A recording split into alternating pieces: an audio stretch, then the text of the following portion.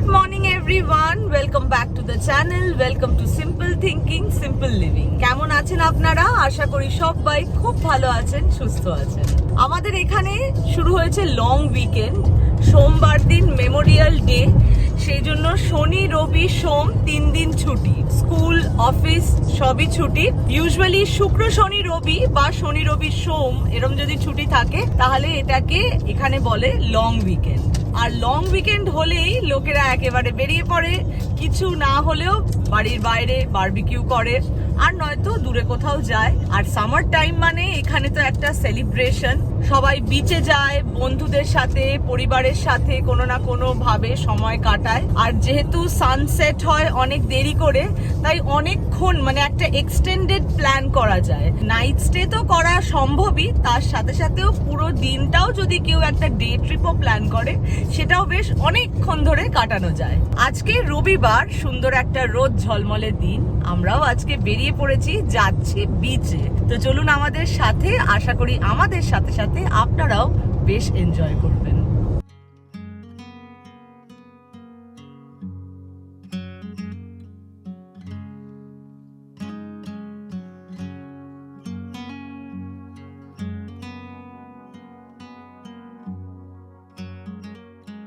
রাস্তা এতক্ষণ তো ফাঁকাই ছিল, বাট এবার জ্যাম শুরু হয়েছে।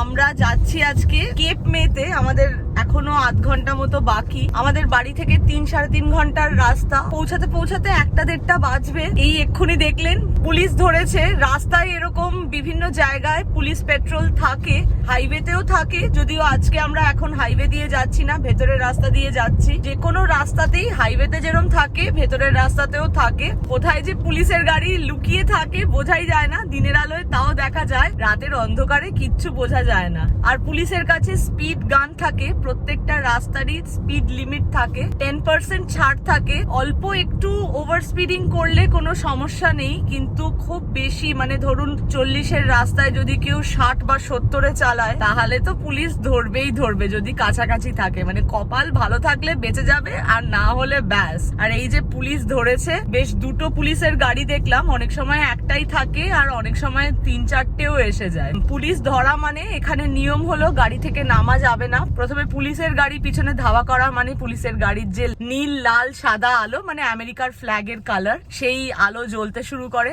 গাড়িটাকে সাইড করতে হবে, শোল্ডারে পুলিশের গাড়ি দাঁড়িয়ে থাকবে। গাড়ি থেকে নামা নিয়ম নেই, হাত স্টিয়ারিং এ রেখে বসে থাকতে হবে। গাড়ি থেকে নামলে কিন্তু এরকমও হতে পারে যে পুলিশ শুট করে দিতে পারে। প্রথমে পুলিশ ওয়াচ করে, তারপরে আসে, জিজ্ঞেস তো করেই, তার সাথে যা যা টিকিট দেওয়ার সেটাও দেয়, তারপরে ফাইন হয়, সেই অনুযায়ী ফাইন পে করতে হয়। তো এখানে পুলিশ ধরা মানে ভালোই পকেট থেকে গচ্ছা যায়। তো ওভার স্পিডিং করার প্রয়োজন নেই।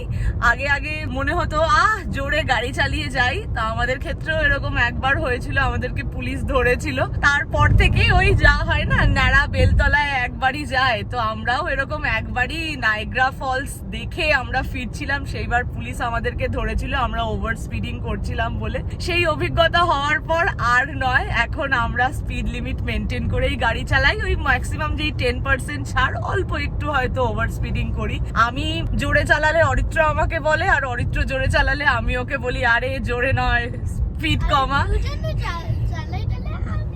আর এখানকার লোকেরা আবার পুলিশকে মামা বলে, তো আমরা আবার বলি ওই যে মামা আছে বা মামার গাড়ি দাঁড়িয়ে আছে।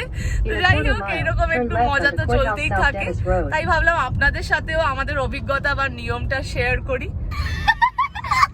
At the light, turn left onto Courthouse South Dennis Road. R 9 minute বাকি ওয়াইল্ডউড পৌঁছাতে, কি প্রচন্ড জ্যাম।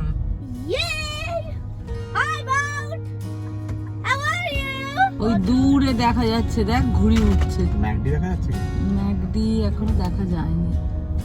রাস্তায় বেশ জ্যাম, যেই কেপমের দিকে ঢুকে গেলাম ভিড় বেড়ে গেছে। হ্যাঁ, give me 5 regular Mac chicken burger. আমরা ড্রাইভ থ্রু থেকেই ম্যাকডির বার্গার নিয়ে নিচ্ছি। এক জায়গায় অর্ডার করলাম, এখানে পে করার পর এই যে পিক আপ, এখান থেকে পিক আপ করবো আমরা। ড্রাইভ থ্রু হলে জাস্ট গাড়িতে বসেই অর্ডার দেওয়া যায়, খাওয়ার টেক আ গো নিয়ে খেতে খেতে চলে যাওয়া যায়। যে ড্রাইভার তারই যা খেতে সময় লাগে, বাকিদের তো আর বেশি সময় লাগুক কম সময় লাগুক খুব একটা ম্যাটার করে না। রোড ট্রিপে বেরোলে আর স্পেশালি বার্গার টার্গার খেলে আমরা আর ভেতরে গিয়ে খাই না, এরকম ড্রাইভ থ্রুই নিয়ে নিই। আর সকাল সকাল বেরিয়েছি তো ডিম পাউরুটি ফল টল খাওয়া হয়েছিল, কিন্তু খিদে পেয়ে গেছে। এ নাও। I get 2, right? Yeah Yeah, very good. ভালো। এই দেখ সামনে At chi, the light, turn এই যে left onto Wildwood Ocean Avenue, লেখা। then turn left onto East Taylor Avenue.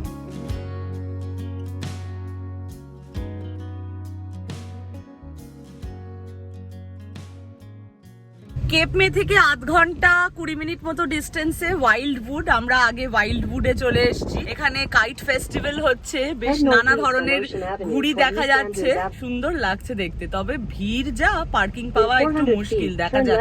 এমনিতেই সামার টাইমে বিচে ভিড় ভালোই হয়, যে কোনো উইকেন্ডেই। এই উইকেন্ডটা তো স্পেশাল, লং উইকেন্ড মেমোরিয়াল ডের জন্য ভিড়টা আরোই বেশি।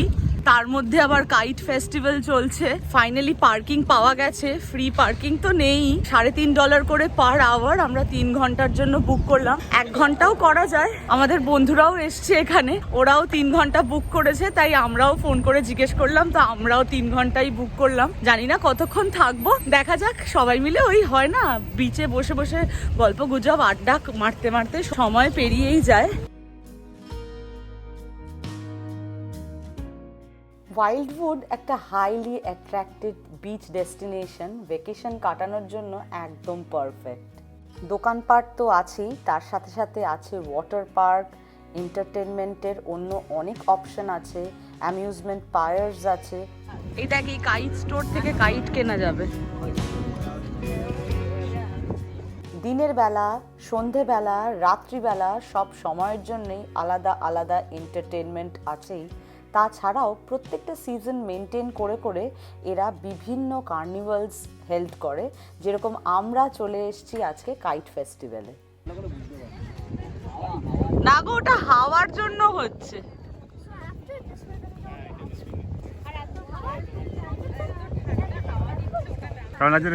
হ্যাঁ, দারুণ এক্সপিরিয়েন্স।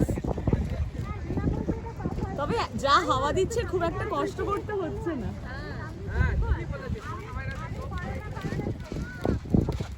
নারকোল গাছ, তেঁতুল গাছ কাটিয়ে আটকে দেয়। এত ভারী, কোনো তাল নেই, যেদিকে বাচ্চা যাচ্ছে।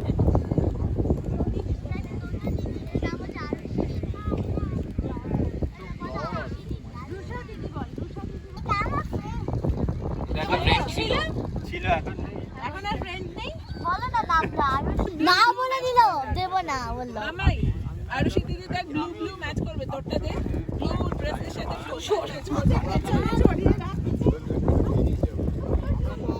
প্রতি বছরই ওয়াইল্ডউড ইন্টারন্যাশনাল কাইট ফেস্টিভ্যাল হয় এই সময়টাতে। সবচেয়ে ভালো জিনিস হলো এটা একেবারে ফ্রি টু স্পেকটেটার্স, এটার কোনো এন্ট্রি ফি নেই। বিচে ঘুরতে এলেই একদম অন্য ধরনের ঘুড়ি দেখতে পাওয়া যায়। কাইট সেল টেন্ট তো লাগানো থাকেই, তাছাড়াও নিজেদের ঘুড়ি এনেও ওড়ানো যায়।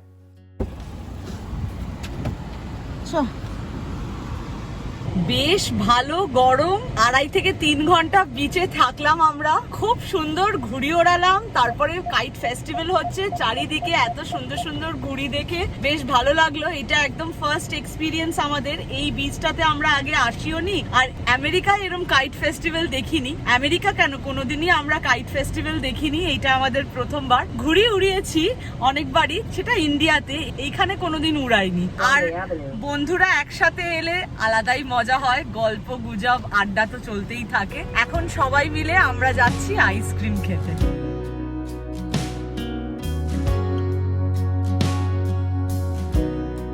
দেখি নন্দিকার জিপটা দেখি, দেখি তোমার জিপটা দেখি, ব্লু কালার। চলে এসছি রিটাস আইসক্রিমের সামনে। এটা একটা রেস্টুরেন্ট চেন, বেশ ফেমাস এখানে। আমরা এই প্রথমবারই এসছি, আগে খাইনি কখনো, অনেক শুনেছি। এখানে 3 ধরনের আইসক্রিম আছে, ইটালিয়ান আইস, ফ্রোজেন কাস্টার্ড আর জিলাটো।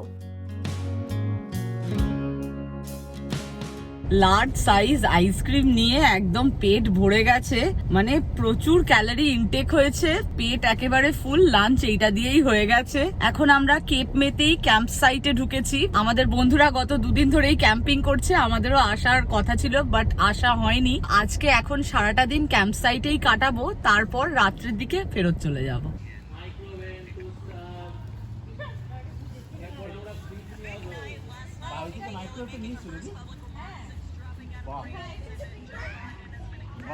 তোমরা করছোটা কি, প্লে লিস্ট বানাচ্ছো? আমরা প্লেলিস্ট ও বাবা, আমার প্লেলিস্টে আপাতত ও ফাইট সং, এটা আমারও পছন্দ, দুটোই আমার পছন্দ।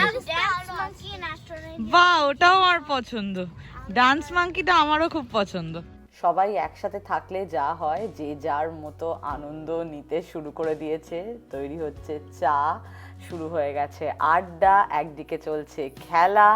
আমাদের একবারেরই ক্যাম্পিংয়ের অভিজ্ঞতা আছে, বেশ ভালোই লেগেছিল, কিন্তু তারপরে আর ক্যাম্পিংয়ে কোনোদিন যাওয়া হয়নি। তবে আজকের এই অসাধারণ এক্সপিরিয়েন্সের জন্য বন্ধুরাই দায়ী, ওদের জন্যই আমাদের এইখানে আসা আর এই সুন্দর মুহূর্ত কাটানো। সবাই মিলে তরমুজ খেয়ে এখন ক্লাব কারে করে আমরা বেরিয়ে পড়েছি পুরো ক্যাম্প সাইটটা ঘুরতে।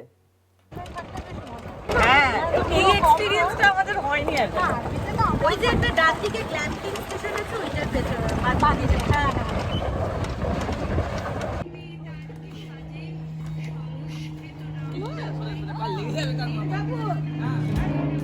মনে হচ্ছে পুরো উইকেন্ডের মজাটা এই একদিনেই নিয়ে নেব। একদিকে চলছে ব্যাডমিন্টন খেলা, তার সাথে শুরু হয়ে গেছে প্রজেক্টরের সিনেমা। আস্তে আস্তে দিনের আলো ফুরিয়ে আসছে, চাঁদ মামা বেরিয়ে পড়েছে।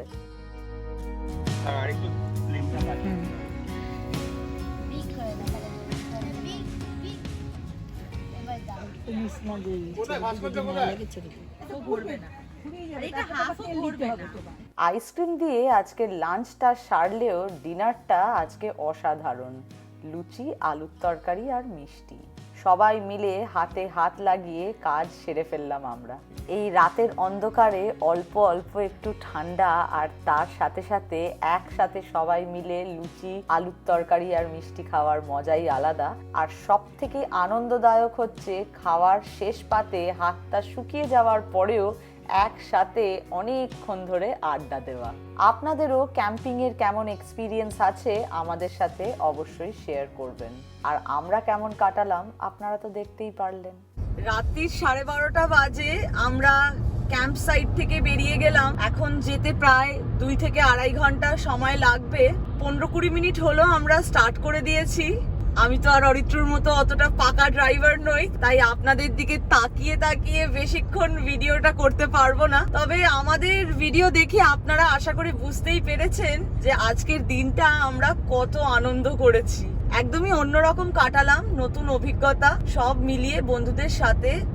আজকে আমাদের এই মেমোরিয়াল উইকেন্ডের একটা দিন অপূর্ব কাটলো। তো আশা করি আমাদের সাথে সাথে আপনাদেরও ভিডিওটা ভালো লেগেছে। যদি ভিডিওটা ভালো লেগে থাকে, do like, share, comment and subscribe to simple thinking, simple living. আবারও দেখা হবে খুব শিগগিরই একটা নতুন ভিডিওতে। ভালো থাকবেন, সুস্থ থাকবেন।